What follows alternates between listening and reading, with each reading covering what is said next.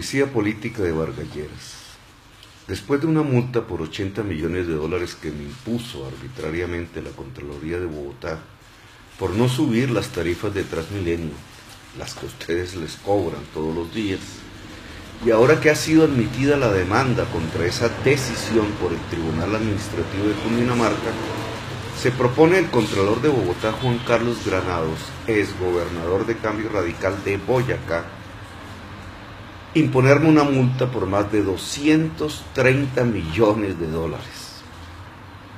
Además de embargar mis bienes, que no eran sino 2 cuentas de banco sin fondos que tenía desde hacía más de 30 años, y de impedirme laborar en mi país, el Contralor Granados ha embargado los bienes del secretario de Hacienda Ricardo Bonilla, gran profesor de Economía de la Universidad Nacional, de Aldo Cadena, un rancho de paja en el Magdalena, y del actual alcalde de Ibagué y secretario de Salud de Bogotá Humana, Guillermo Alfonso Jaramillo, que eran 3 hectáreas de tierra. Se trata de una labor sistemática de persecución contra los dirigentes del progresismo, hecha desde un aparato administrativo del Estado usado como fortín de la clase política corrupta de la capital y de Vargas Lleras, mi oponente hacia la presidencia de la República. En su actividad de embargo y de incautación de bienes, como lo hacía el viejo Partido Conservador contra los liberales a principios del siglo XX, la policía política de Vargas Lleras se encuentra sorprendida. Entre más sube en la jerarquía de funcionarios de la Bogotá Humana, menos bienes tienen. ¿Qué sucedería si esos embargos se hicieran contra la familia Uribe, los dirigentes uribistas o los de Cambio Radical, incluida la familia de Vargas Lleras? Para lograr tamaño desatino, el Contralor Granados, con varios procesos en la Fiscalía por corrupción, ha quebrantado la ley varias veces. En primer lugar, cuestiona mis decisiones expresadas a través de mi decreto tarifario o las tomadas conjuntamente en la Junta Directiva de la EBE, Empresa de Energía de Bogotá, cuando son asuntos que no me convierten en sujeto fiscal, bajo la competencia de su investigación, ni están contempladas en la ley que regla el control fiscal en Colombia. Sabedor de ese prevaricato, el Contralor Granados excusa su actuación asimilando para sus procesos administrativos las presunciones de causa grave que se encuentran en la ley de la acción judicial de repetición.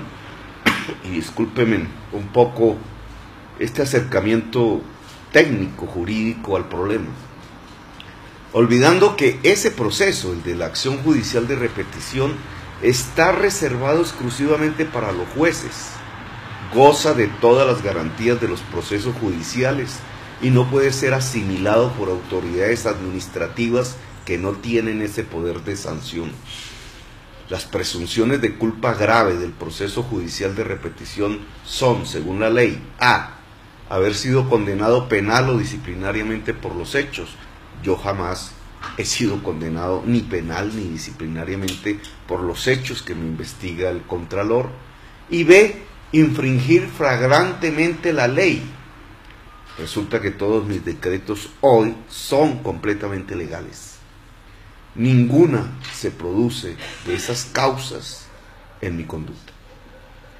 Pero es así como logra multas tan altas, impagables para la vida de una persona común y corriente como usted o como yo, que no han sido impuestas a ningún colombiano, ni siquiera a aquellos condenados penalmente, ellos sí, por corrupción, como el caso de los empresarios de obras del cartel de la contratación o el alcalde Samuel Moreno.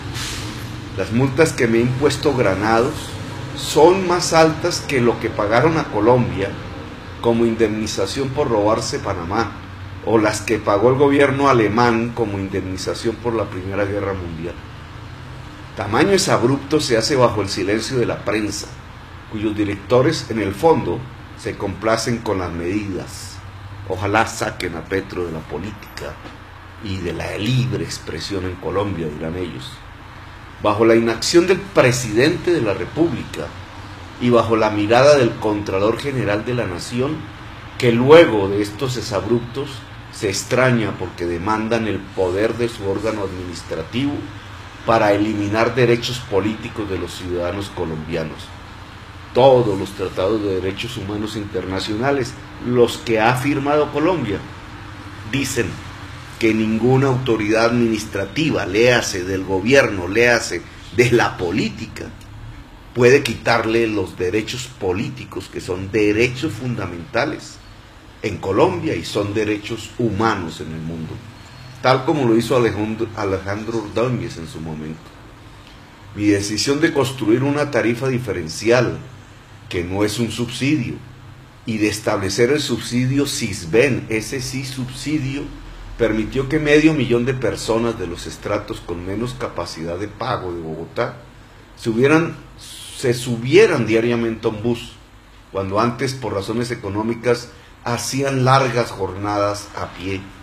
Logró disminuir los tiempos promedios de movilidad de Bogotá y desacelerar el uso del carro y la moto, logrando una base de mayor sustentabilidad en la movilidad, objetivos todos que se proponen las ciudades modernas del mundo en el siglo XXI. Medidas que debían ser acompañadas de la construcción del metro y los tranvías, que el mismo Contralor Granados ha dejado suspender. El decreto de tarifas es hoy plenamente legal y se expidió bajo mis competencias constitucionales y legales como autoridad de transporte de la ciudad. No solo el decreto de tarifas es legal, sino el del POT, el del aseo. Tenemos la paradoja imposible en un país democrático en donde se me multa y se me intenta quitar mis derechos políticos por medidas que expedí y que los jueces han declarado legales, o donde no han encontrado razones hasta el momento para declarar una ilegalidad de mis actuaciones. El proceso por el cual se compraron al grupo privado extranjero Citi sus acciones en TGI fue acompañado de la mejor asesoría técnica. La empresa que valoró las acciones, Sumatoria, es de la mayor experiencia y prestigio en Colombia en valoración de empresas. Sus dueños no tienen la más mínima afinidad ideológica o política conmigo, y yo me ceñía a su consejo técnico que mostraba que dicha operación sería la más rentable para la empresa de energía de Bogotá y por tanto para los intereses de Bogotá en por lo menos la última década. Y oigan, así fue. La rentabilidad esperada del 28% en el primer año, 2014, fue del 35%. En ese año logramos la primera repartición de dividendos por 600.000 millones de pesos y la transportadora de gas internacional TGI se convirtió en el mayor aportante de utilidades a la empresa de energía de Bogotá, desplazando a Codensa en ello.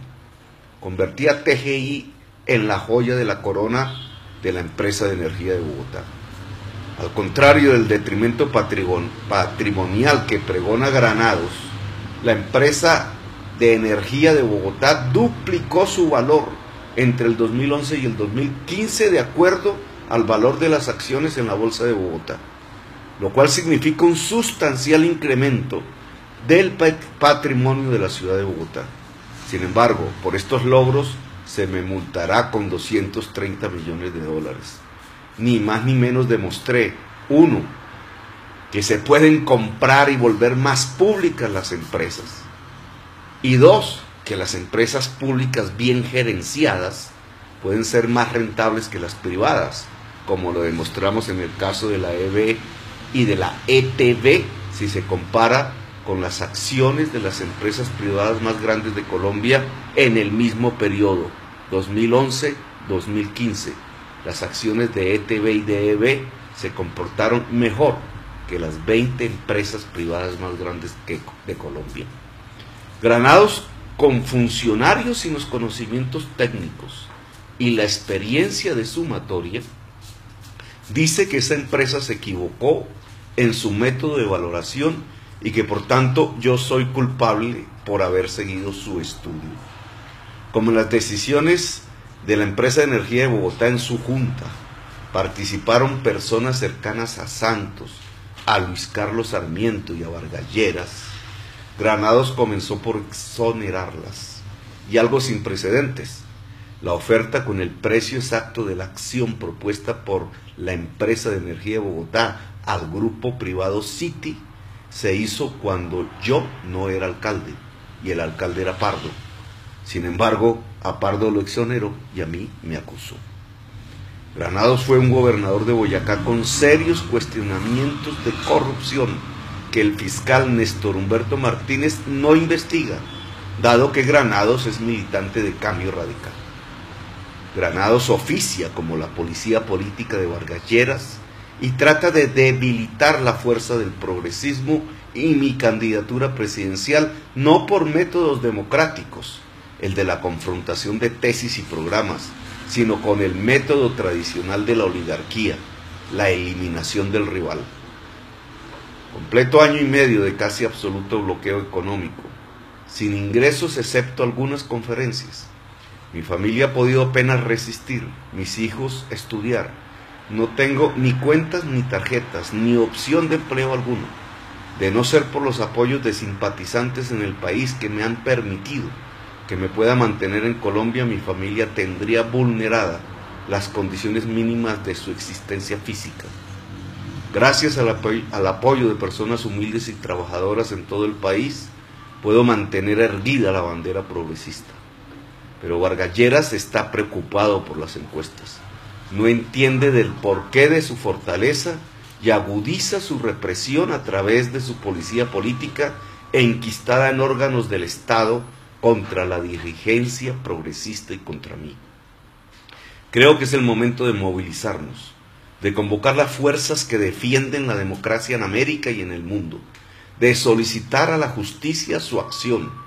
Si nosotros dejamos violar nuestros propios derechos políticos fundamentales, no tendremos autoridad alguna para defender los derechos de la sociedad colombiana.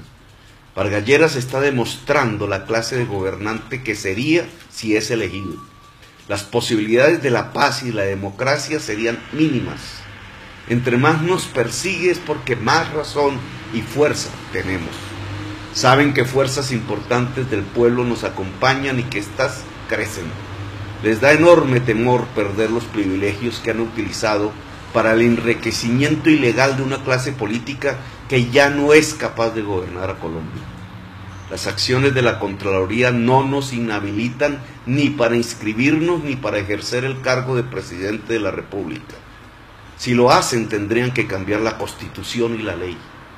Las inhabilidades para ser presidente son taxativas y están descritas en la Constitución Nacional, en ningún otro texto. La deuda fiscal no aparece en ellas, pero con esas acciones arbitrarias buscan construir en el imaginario ciudadano el que gobernamos mal o fuimos descuidados con los recursos del pueblo. Buscan ocultar que son ellos los que han dejado morir centenares de niños de hambre en La Guajira, que han entregado territorios completos a las mafias de la corrupción y del narcotráfico, que dilapidaron miles de millones de dólares de las regalías petroleras y de la renta petrolera en negocios como los de Reficar, las concesiones 4G con sus contratistas de siempre, Odebrecht, Sarmiento, Solarte, que usufructúan el negocio de los recaudos de transporte, del saneamiento básico, con protección de otro de sus integrantes de su policía política, el señor Robledo de la Superintendencia de Industria y Comercio, que entregaron con procedimientos corruptos y contra el interés general de la nación y los colombianos, Isagen y Café Salud, el agua y la salud. La policía política de esa corrupción es la que nos persigue.